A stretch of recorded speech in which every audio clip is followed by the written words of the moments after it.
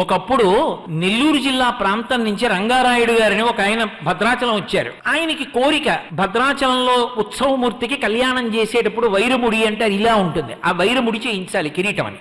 ఎలా? పాపం ఆయన దగ్గర డబ్బు లేదు, వైరముడి చేయించాలని కోరిక. ఆయన రోజు రామ రామ రామ రామ రామ రామ రామ అని రామచంద్రమూర్తితో ప్రార్థన చేసుకు పడుకునేవాడు. సీతారామ కళ్యాణం దగ్గరికి వచ్చేస్తోంది, కొన్ని నెలల్లోకి వచ్చేసింది. రామచంద్రమూర్తికి అల్లా సాక్షాత్కరించారు. బెంగ పెట్టుకోకోయ్, నీకు మీ తండ్రి గారు ఇచ్చినటువంటి ఇంట్లో మధ్య గది తవ్వు, అక్కడ 6 మణులు ఉంటాయి, ఆ 6 మణులు తీసి నాకు వైరముడి చేయించన్నారు. ఆయన తిన్నగా వెళ్ళి వాళ్ళ తండ్రి గారు ఇచ్చినటువంటి ఇంటి మధ్య గది తవ్వించారు. 6 మణులు దొరికాయి. 6 మణులతో వైరముడి చేశారు.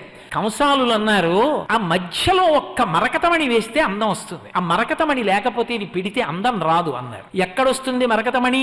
పాపం ఎలాగైనా సంపాదించాలని ఆయన భారతదేశం అంతా తిరిగాడు రంగారాయుడు గారు. ఆ 6 మణుల మధ్యలోకి